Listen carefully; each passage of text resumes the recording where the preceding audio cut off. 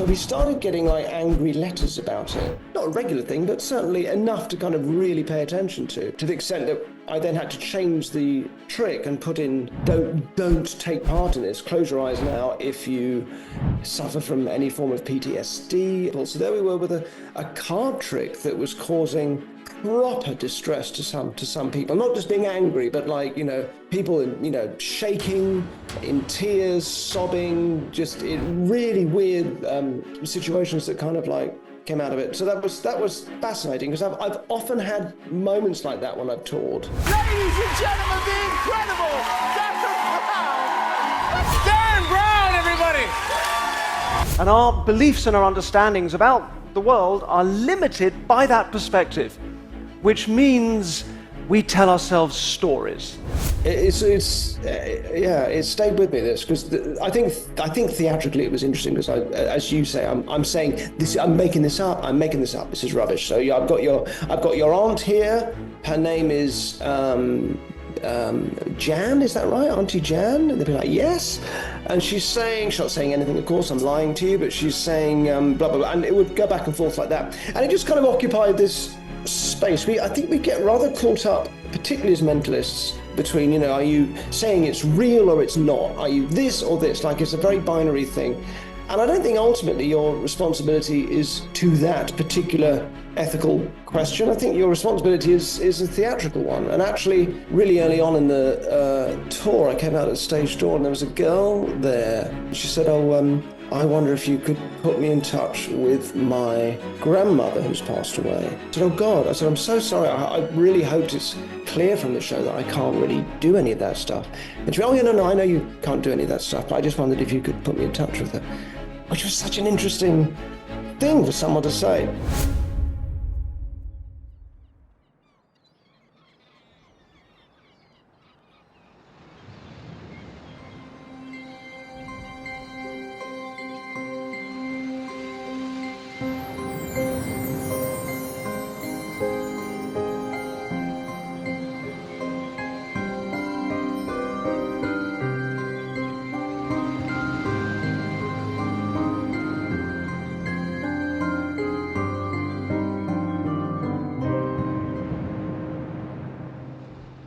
Well, it was a superb trick, and it intrigues me where you're going to go now, because that feels, in terms of the Oracle Act and Carter Box, in recent times, those are two of the biggest tricks. When you think Derren Brown, you think of, his live shows as opposed to the TV stuff, you do think Oracle Act, and now that Carter Box was so well received by everyone. So yeah, I've got no idea where this is going to go. I'm intrigued to see what's in your sixth position.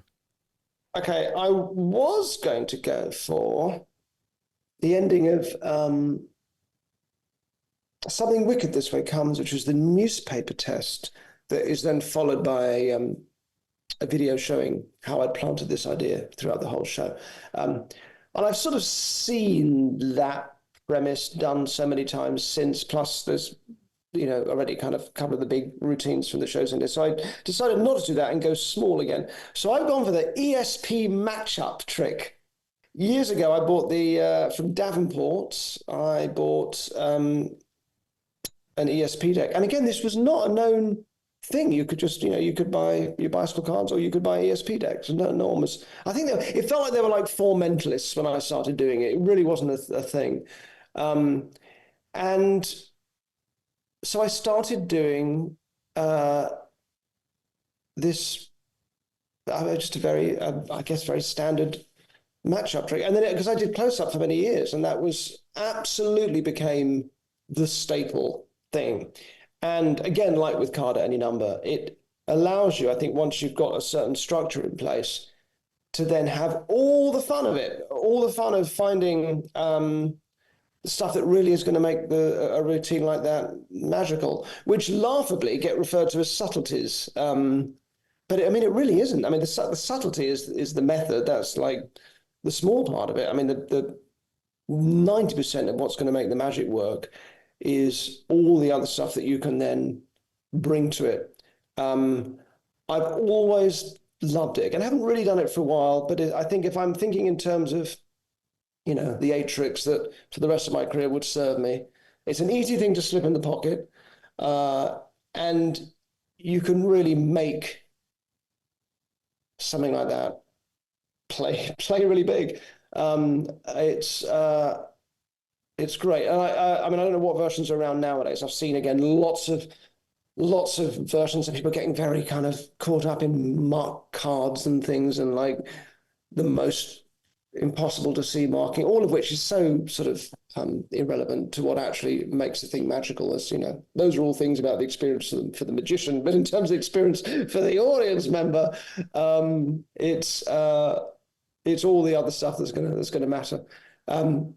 So I love it. I think and I did it on stage, and David Berglass had this really gorgeous ending, not quite to this trick, but he had the match-up trick. And I'm talking about, by the way, just in case it's not clear, I'm talking about where you've just got the cards, and it's like, okay, I'll think of one, you put down the one I'm thinking of, and then I'll put down the one I was thinking of, and we'll do it again. So not the plastic thing that you're sliding cards into. But David had a really wonderful ending to that thing, that match-up trick, where first of all you'd show that the cards match. Then when you turn the thing around and the 2 columns match, then you would show that you'd predicted that. And then you would point to the picture on the back wall, which had been there all along, which was a sort of a drawing of a ship. And there's the star in the sky, and there's the cross at the top of the boat, and there's the wavy lines under the ship. And if you look, and there's the triangle of the boat, and it's the same order of things. And you've sort of been staring at this all along. So I used... I've got a picture like that at home, but I did it on Photoshop and actually did like a photograph of some people on a boat, so I could do that. I've never used it, not something I could ever go out and perform that because it's a framed photo, but I thought I'd use it at home. Of course, never did, but it's a nice looking thing. But I did use the same idea of predicting it I did the ESP matchup trick with the cards in your hand in one of the stage shows, and played around with a sort of a predicted order at the end, which really I think must have come I think from David's idea, although it didn't involve a picture or anything. But anyway, yeah, it's a lovely thing, and having done it on stage, it was perfect in its moment for like a sort of an intimate thing on stage rather than everything being big. It's a nice sort of change of texture, a bit like the nail up the nose thing I did as well. Sometimes it's quite nice to have these really kind of one-on-one sweeter things as well. So yeah, because I've done that forever, it's probably one of the first tricks I ever did, and I never fell out of love with it. So ESP, whatever it's called. Again, I don't even know what the name is for it. There's probably a lot of names for it now, but that one. I think, yeah, ESP matchup feels like it is what it is. My question is then, so you mentioned David Berglass in terms of influence, in terms of, so yeah. if people want to start doing a version of the ESP matchup and you were to set them on that path, where would you recommend looking? Well, I just bought the old Piatnik deck. I just remember that. It was just sort of instructions and stuff at the back and ideas for routines with, I think, Magic Christian on the front. He was a very 70s looking guy.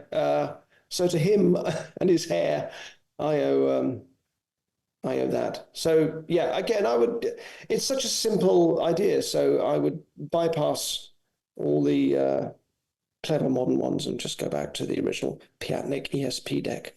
It's in there. Great choice. And that brings us on to the tail end of your 8 tricks. So we're now on number 7. So what did you put in your 7th position? Number 7, I've put the 3, again, I'm sorry, these are all mine, but it's the stuff I know. So the 3 card trick that starts the Devil's Picture Book download, which again was what I used to do. I used to do close-up magic around the tables, and if it was the kind of event where this was appropriate, I would then have my own space afterwards, say after dinner somewhere. I just have a card table. I would just do card stuff, and the 3 card trick was, and I think it was born out of watching Tom Mulliker, one of his videos do a trick where it's three people and it's like, pick a card, he spreads the deck out, and it's kind of like this lovely, quite sociable way of doing a card trick with three people and him around a table. And that felt like a really lovely sort of premise, not the premise for the trick, but the sort of a situational premise, a bit like why I like ACAN, as I said, the premise of it's about your decisions from the word go. Those are the things that appeal to me often more than what the actual trick is. And I think there'll always be a place for, although it is the magician doing clever things with cards, but of a sort of, right, come on, gather around, everybody, come and get around, let's do this, pick a card each, and then a really enjoyable interplay. And it's a really long trick. It's a series of effects of finding the cards, and so that was great because I could play with that over the years that I did it. And it's sort of, I just put all of the sort of sleight of handy, magic-y stuff into one long routine, made sure I had a really good ending, and then the rest of my card stuff wasn't really like that. Apart from card under box, I used to do a card under box, I suppose. That would be another kind of sleight of handy sort of premise. But yeah, that. So it's on the Devil's Picture book. It's long, but it's like, and the reason why I'm keeping it is that it's a really handy go-to thing. If you've got some people that want to see a trick, you've got a deck of cards, that's it, and it's like it's almost like an act in itself. So it would stand me well. If I was only going to have this small number of tricks to do in the future, I'd get a lot of mileage, I think, out of that. And if I needed to fill time as well, it would. I'm thinking very practical considerations here, but it would also give me that too. So yeah, my 3-card trick. Not much of a story around it, but as I was thinking about that, I was thinking about being at the card table after a gig, and I remember very vividly, this isn't really selling the trick, having just said that I'd do it, but it was interesting, magically. A group of people sat there, and two of them were loving it, and this other guy who was being really nice was just like, he was like, I don't really, sorry, I don't really, and they're like, no, your card, that's the card you picked. Yeah, no, I know, but I'm not really following. Well, the card you picked, it's under the whatever, or it's changed to your card. And him being like, yeah, I know, sorry, I mean, I don't want to be rude. I presume you just, I don't know, did a thing or changed it or put another card there. I don't know, so I don't really understand what. And he just didn't get it, did not get the premise of a magic trick, I guess. But I didn't leave thinking, what an idiot. I just left thinking, this is all stuff we need to think about, that, somebody might be sitting there just not really getting it. Like there is a level at which, we need to think about some, kind of basic stuff of what is people's experience. I've never forgotten him. The guy that just didn't quite understand the whole kind of premise of it. Because as mad as it was, that's, it's ultimately my responsibility to bring him in as well, which I clearly didn't.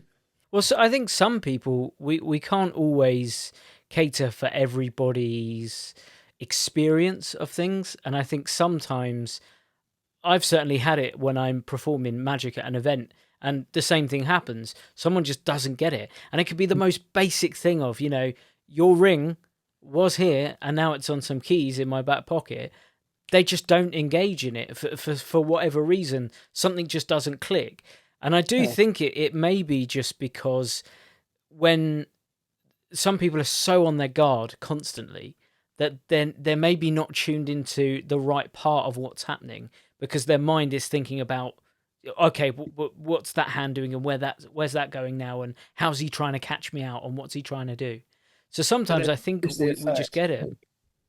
I find that when I've been brought up on stage to watch a trick, to take part in a trick, it's only happened like a handful of times in my life, but I think every time I've had no sense of what the effect is, no sense of because you're so sort of like, the lights and you're seeing weirdly seeing the back of a performer and so many other things going on. But I did stow it away as a useful possible half method for something, maybe the person up on stage is, it's a shame because you want to, something I talk actually a lot about in the book is a sort of the relationship that you create with the person on stage is so important and not really ever thought about or sort of spoken about. Generally, that thing of, a spectator just being like a warm prop that's sort of it. That's the end of their role. But actually, there is this other interesting thing whereby what the sort of relationship that you have with them, whether it's funny and playful, or whether it's sort of intimidating, or whether you're in Showman, someone picks up the phone and gets hypnotized and is whisked backstage and trained, and then they come out and they're showing this thing that they've learned to do backstage. There's just all sorts of really interesting things that relationship can be, which makes a massive difference to the audience's experience of a show. If they're just another person that's picking a card or inspecting a thing, or perhaps being the butt of some jokes, I mean, it's a real shame. You've really got to, when you're putting a proper, like a show together, you have to think about texture and constantly changing tonalities throughout. And I think that's a really big area that's often missed. So I put a lot of weight on it. But yeah, I did sort of think that in the back of my mind. Maybe there's some mileage in the fact that probably the person on stage, their default will be not really following anything about what's going on, which of course can also make them very suggestible. So it is helpful. Well, that's really a good choice for number 7, but it does lead us on to your last item, which is sad for me because it feels like it's coming to an end already, but also interesting. So what did you put in your final position? Any guesses? I don't know. I've literally... Wait, give us a clue. So is it from a show or is it from a project or book? It's from a show. Okay. Stage, in fact. I mean, the ending of Enigma is phenomenal, but a personal favourite, which might be a surprise, is I remember seeing An Evening of Wonders and the suit moment where the whiteboard comes up and then it's you in the suit at the end. Oh, the switch, the gorilla switch. That a personal favourite from being in the audience, and obviously I was young, very young, and it was one of the first of your shows that I'd seen. So that moment was just mind blown. You just can't see it coming. So that's very nice to hear. Well, we did that in the Broadway show as well, because we basically just took the best bits from or what we thought were the best bits from all the shows and put them in that. So yeah, that was really good fun. And interestingly, when you get into Broadway, there's a whole mad thing about unions. So, if you do a show in the West End, there's just like 6 people involved, and everyone just mucks in and makes this thing work. It's no exaggeration to say that you might have 150 people involved in the Broadway version, and they've all got very specific jobs to press this one button, and it's a massive deal if anybody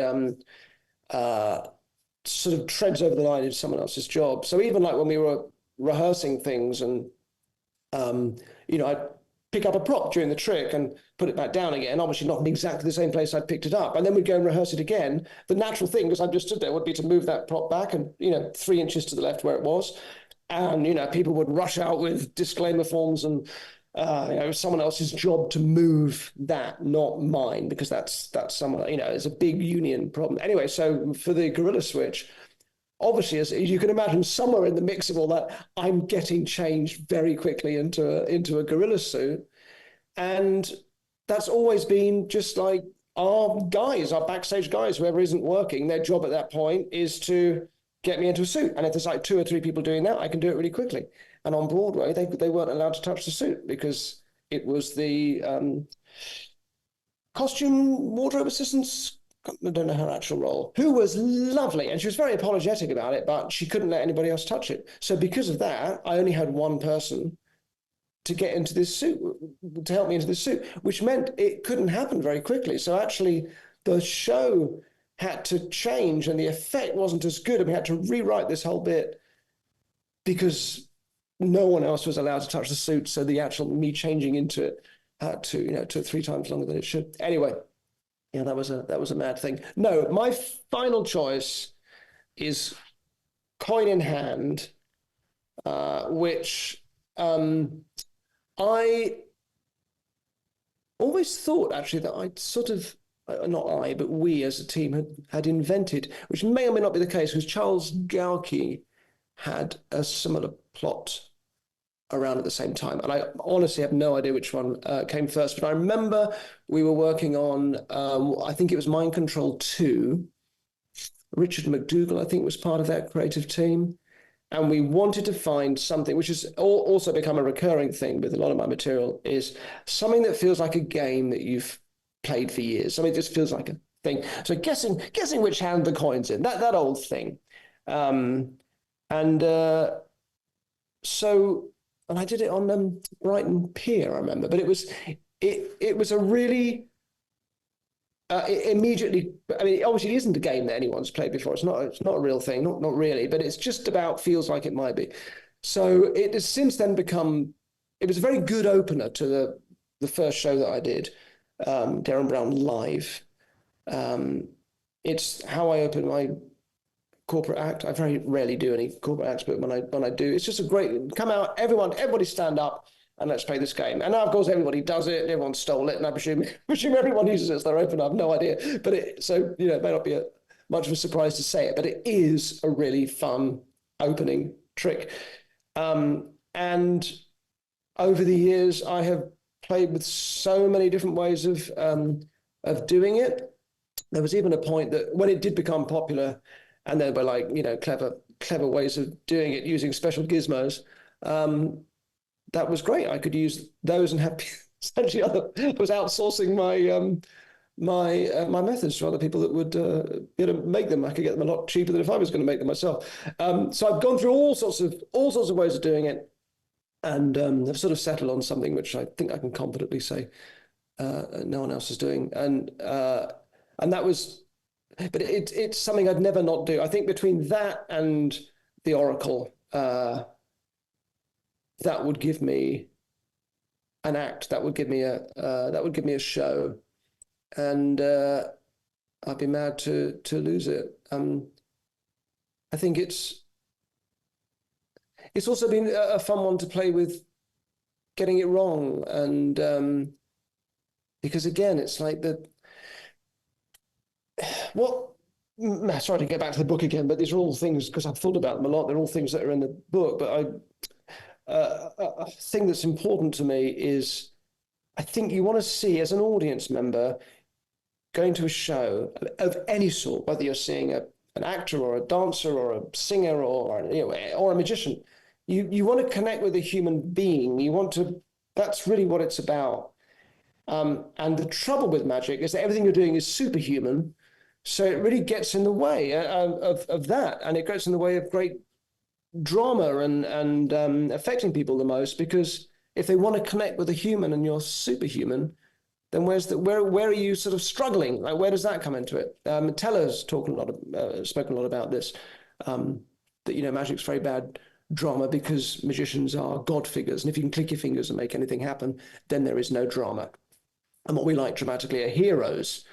And those are people that struggle, or they're aiming for something, but maybe end up somewhere different from where they thought they were heading to, and so on. And I think these are all things to somehow think about and incorporate, because irrespective of the craft that we're presenting, we're wanting to surprise and engage and entertain and take people on some sort of journey. And I think it's just very hard to do that if just time and time again you're Mr. Amazing or Mrs. Amazing or Ms. Amazing or just an amazing person.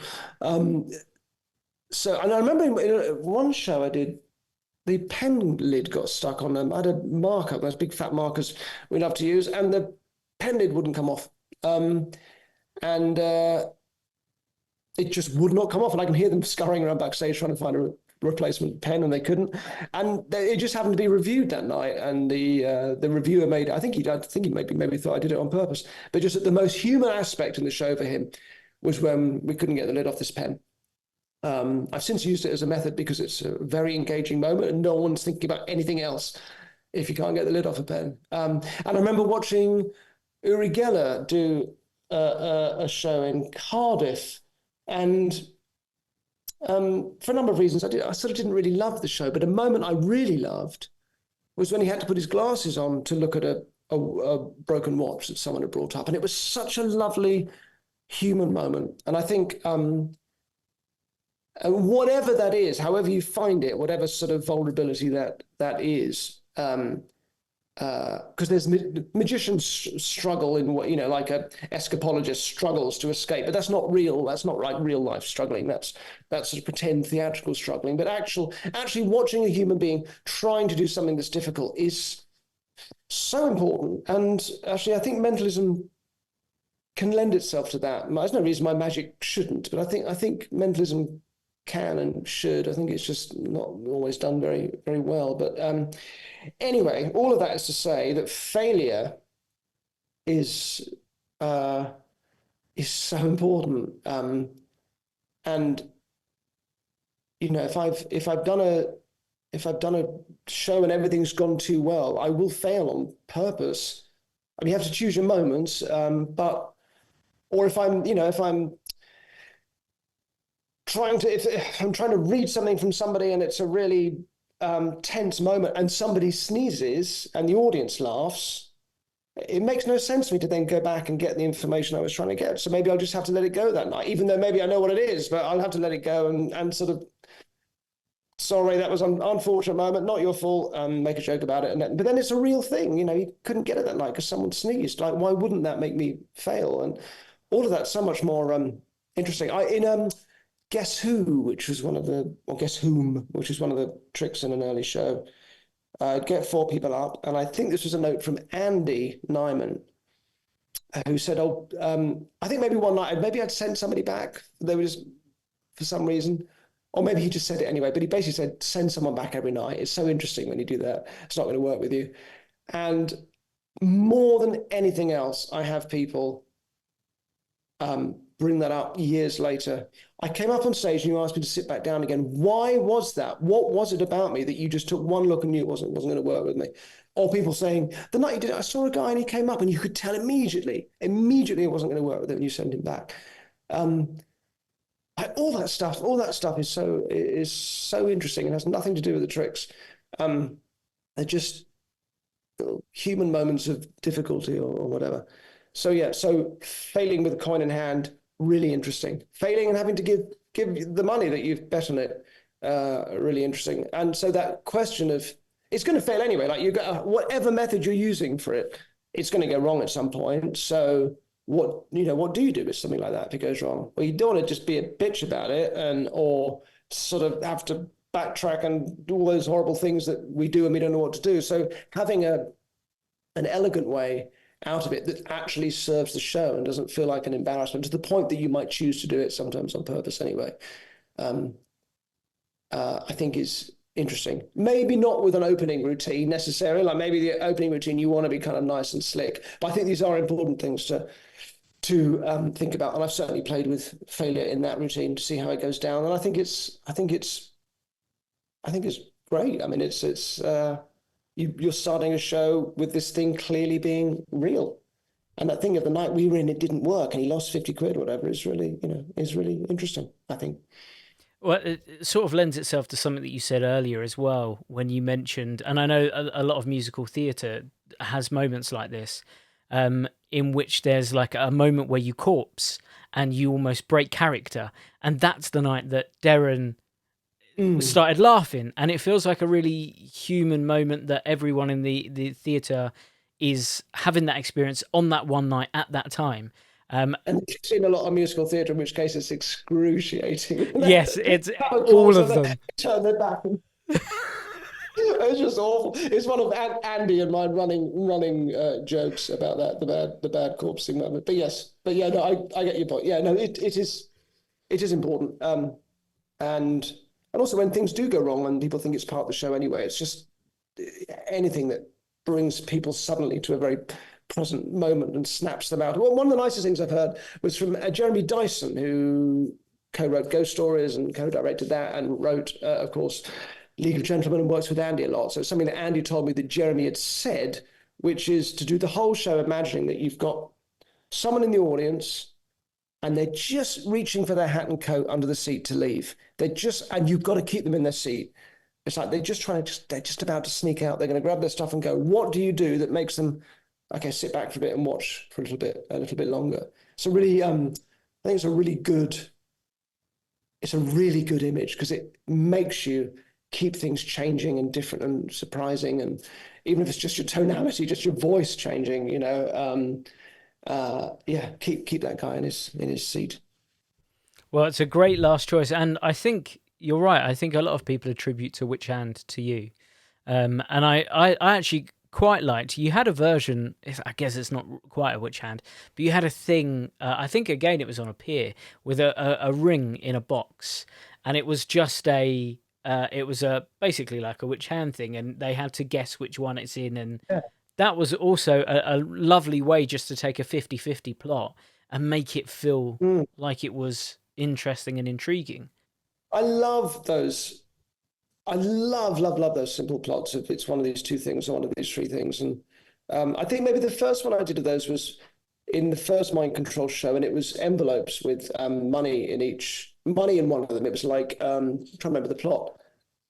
It was like there's 50 quid in one and not in the other, something like that, and it went up to 500 and went up to, and Andrew O'Connor remembers it because I just kept going with it, and they were like, "No, stop!" Because I kept going, and kept winning, and that was that. That was the first time I did it, and I got a real taste for it after that. I really, really enjoy the kind of simple thing. Is it this or that? No, okay, we'll do it again, but this time is it this or that? No, okay, and it's where all the smugness can come. Of course, it's like you're just like, yeah, no, you're stupid, I'm clever. That is unfortunately the subtext. So it's not ideal from that point of view, but it's a really fun thing for as a premise, and it's sort of thing that served me well over the years. Well, I was just going to say, even throughout, when you think about a lot of your shows, you have Shoe in a Box, or Where is Derren's Shoe, sorry. You have the money at the box, in the two boxes at the front, where they have, and I mean, Andy has a great effect on one of his now it's a download, but on Get an Iman with just two chairs, and there were two envelopes, and he says, if you come down this way, and the whole thing is you will sit here, you will sit in the other chair. But those 50-50 plots, you and your team are so good at coming up with ways to make them so much more interesting and intriguing, when really it's just a 50-50.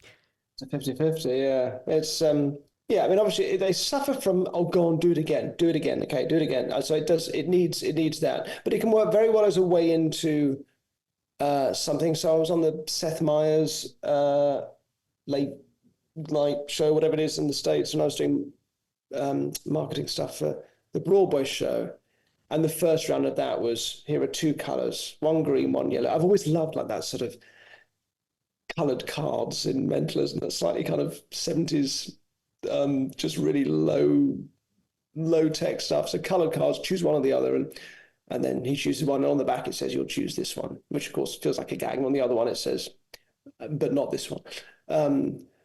As then a way into a bigger thing. So you need to take it. They don't sit very well on their own, because then, you want to, show, okay, we do that again, show it to me again. So that went into something else. So the only other thing is how you then make it bigger and bigger and introduce. So, although it's Stephen Merchant as well, there was a routine in one of the TV shows with him choosing yes or no. Again, I think I've seen that trick around a bit in the shops. So yeah, it's really good fun, because again, you've got, the trick is giving you the framework, and then after that it's all the kind of the interpersonal situation that you can create out of it. But that does bring us on to your two curveball items. So obviously you've had 8 items overall, but now we're going to get really difficult, because you're only allowed to have one of each. So what was the book that you took with you to your island? Right. Well, my first thought was the Card at Any Number book, but actually I have settled for a book that doesn't exist quite yet. I think it's been almost written, and they're having trouble getting it out, but I'm looking forward to this very much. And I don't know what it's called, but it's going to be the work of a mentalist called Ted Karmilovich, who you may or may not have heard of. Karmilovich with a K. And years ago, when I was reading Magic magazine in the sort of the bound volumes of that, there's a huge amount of material, and after a while, I was just skimming through, looking for Ted's routines that he had contributed to it, and they were all awesome. So, I mean, I don't know if you know, it's something that I've done on stage, so that may mean that others are too. So you might have come across it, but it's an effect where you would say, I'm going to write down a number. This would be one way of doing it. I'm going to write down a number. And I just want to see if anybody can get close to it who's feeling psychic. What do you think it is? Okay, you, lady there. Okay, gentleman there. Okay, well, actually, you were closest. You were actually off by one, but what's your name? So this person comes down and they can open a prediction. And it says the person that will get closest to this number will be, and it's a description of the woman, like where she's going to be sat, what she looks like, and they'll be off by one. And it's like all the most satisfying magic, it's just such a simple little shift, a little mental shift in method that creates this much bigger, more interesting question and set of questions than just, what the trick would normally be, which is how did he know what number they were thinking of? And so that's Ted's, as are a number, and anything he comes up with is just, I suppose I shouldn't, I saw him do a wonderful, I shouldn't say, it was at a convention, but I think everything that happens, it was at the PEA, which is a Paper Exchangers Anonymous, the Psychic Entertainers Association in America, and he did a couple of things there that were gorgeous. Anyway, I shouldn't say, but so I'm really looking forward to this book coming out. I wrote a little blurb for it on the back, and that was a long time ago, and it hasn't arrived yet, which is making it even more enticing. But I think he's wonderful and a real giant in that world, but not somebody that the current crop of mentalists would have ever heard of, I'm sure. So it's that. It doesn't exist yet, and I don't know what it's called, but it's Ted Karmilovich's book, his collected works, or whatever they're going to call it. That will keep me going for a little while. I'll definitely read that. And the last book that I read actually was Eugene Berger's late posthumous book, which I started and was really enjoying, and then we moved house and stuff, and I need to go back to it. It's in storage, but I very, very rarely read magic books nowadays. But Berglass, Eugene's, the only two that I read over the last probably 20 years, but Ted's one I'm really looking forward to. Yeah, that sounds great. It's nice to have something that's not out yet that we can sort of keep our eyes out for. So 100%. And Eugene's book we've had before. And certainly in the beginning of that book, we've spoken about it on the podcast before. There's a really interesting moment where Eugene has written a letter knowing that when you're reading it, he's going to have passed on. So he's talking to you from the afterlife, which again is this really weird moment when you're reading it, knowing that he was writing it, knowing that he was going to be passed on. It's all a bit crazy, but amazing at the same time. It's a lovely way to look back and feel like he's still talking to you, which was lovely. But it does bring us onto the real curveball item, your non-magic item that you use for magic. So I'm always interested where this one's going to go. We've had nothing too scandalous so far. So what are you going to go for? It was really important to me to end this list with something dull. So I took this question to mean, again, I can only do this few tricks the rest of my career. I'm out doing those things as an act. What non-magical item can I not be without? And a thing that I cannot tour without, or a thing that I can't not do when I'm touring is write. So I spend my days writing, and I wrote notes from a fellow traveler during the 2 years of doing Showman, and it is largely a journal of that. But with previous shows I've written, I wrote Happy and all, I think all, well, certainly every year, I think when I've toured, I've been writing.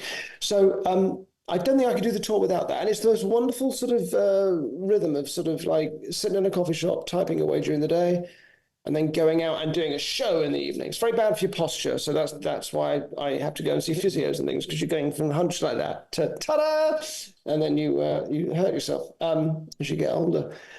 So it's my laptop, I'm afraid. I mean, I cannot think of a worse answer, but I really struggle to think of what else, really, what things I use in magic performances that are, but nothing came to mind. It was a very tricky one to answer, but I knew the honest thing was that I couldn't imagine being without is something that would allow me to write, and that's always been the other half of the touring experience for me.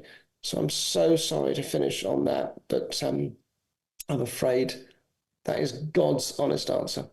No, I think that's a brilliant thing to have put down.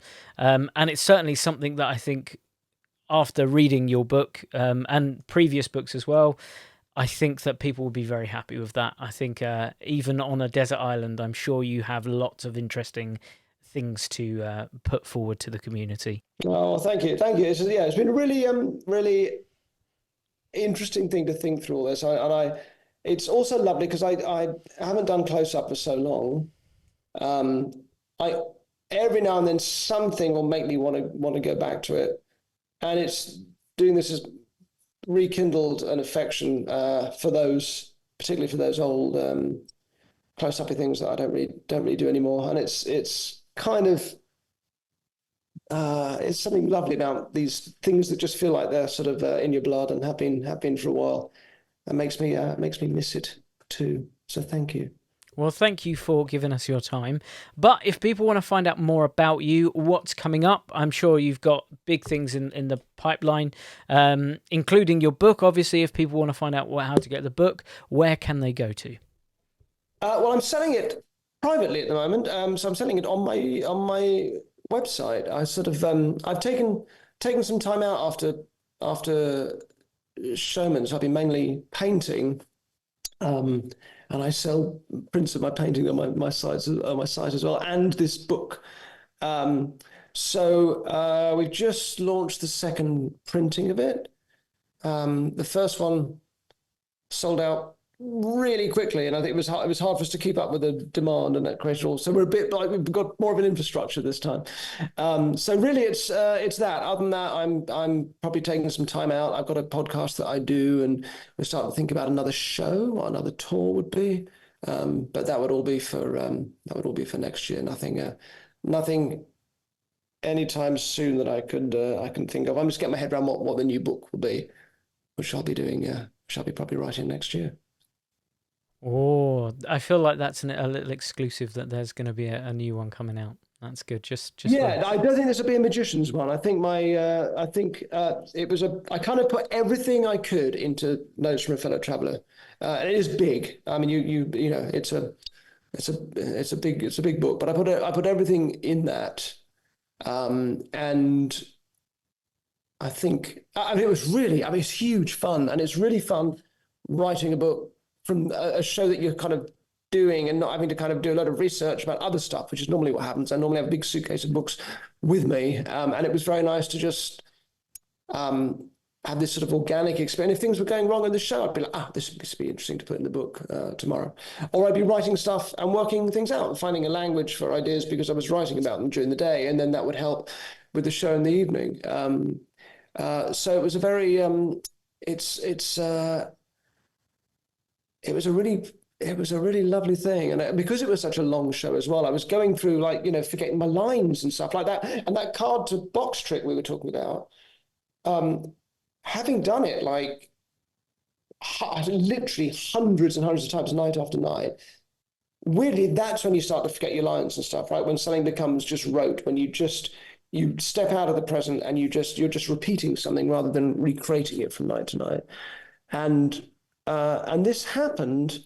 I think I had a bit of a cough as well, and I'd had some cough medicine, and maybe that had slightly set me off kilt slightly. But 2 or 3 times I would get to the end of that trick and I realized I hadn't done any of the method. The card was still going to be under the guy's hand. I hadn't done the stuff I needed to do to make that trick work from a mechanical, magic-y method point of view. And I just had to sort of improvise some way out of it. And that's kind of, that might not be something that people go through much because they may not be doing as many shows. I was doing one after another.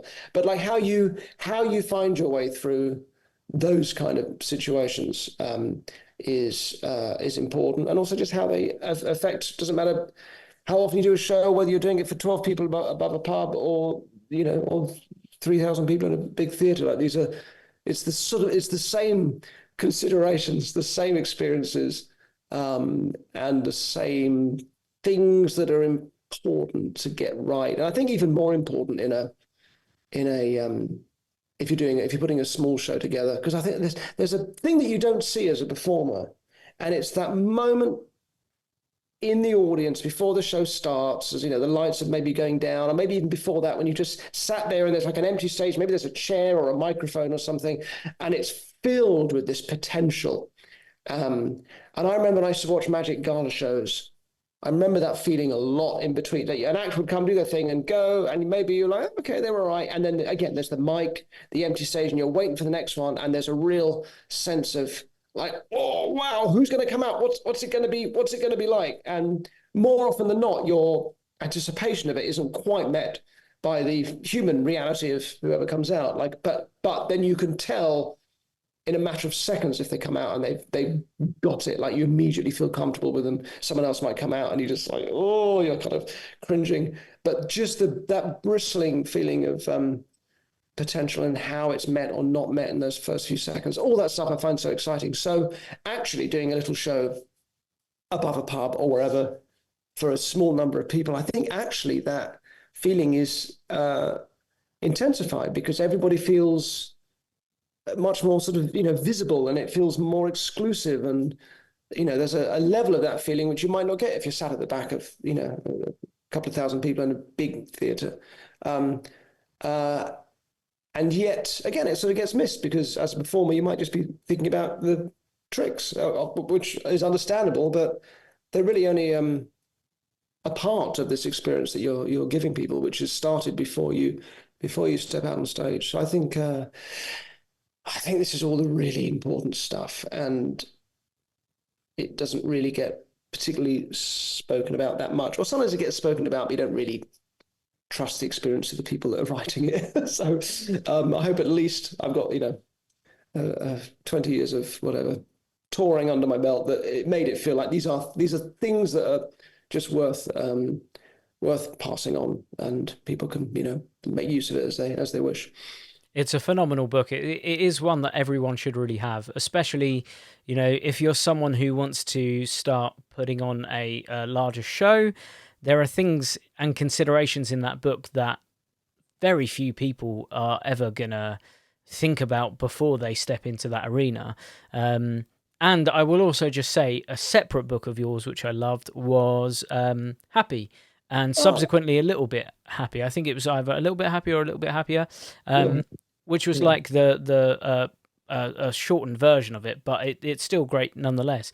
But that was a really interesting book as well, and that was sort of for those who don't know about it, it's sort of your stoic view of happiness and life and going forward. And I know a lot of magicians will probably get an awful lot from that book as well. So I know it's not a magic book and it's not a performance book, but I really do think it's another one that people should be checking out of yours as well, because it was a great book. It was really interesting, and it really makes you think about things from a completely different perspective. It's really good. Oh, thank you very much indeed, and thank you for having me. It's been so much fun. Thank you for coming along, and make sure you pick up Derren's book. But with that being said, we will let Derren go now because we've had him for a very, very long time.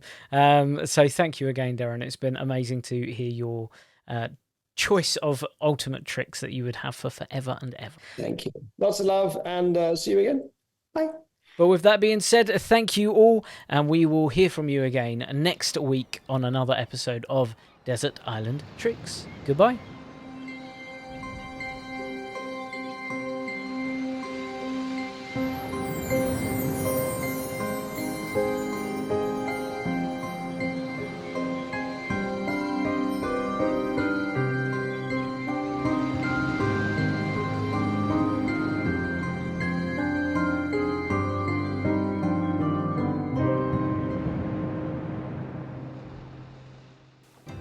Hello guys, I'm here to talk to you about Alakazam Unlimited. This is the best streaming platform in the world, I'm telling you now. With Alakazam Unlimited, you get access to over 150 magic routines. This is video performances and explanations. We have card magic, coin magic, kids magic, rope magic, mentalism, stage, parlor, impromptu. We've got you covered. All of this for the low price of just £4.99 a month, and you can cancel at any time. Perfect if you've got commitment issues. Yes, I'm talking to you. Guys, you are going to absolutely love it. If you haven't joined the platform already, what the heck are you doing? Alakazam Unlimited is a streaming platform that you need to be a part of. Not only that, there is also exclusive content only available on the platform. Check it out now, alakazam.co.uk. Cheers.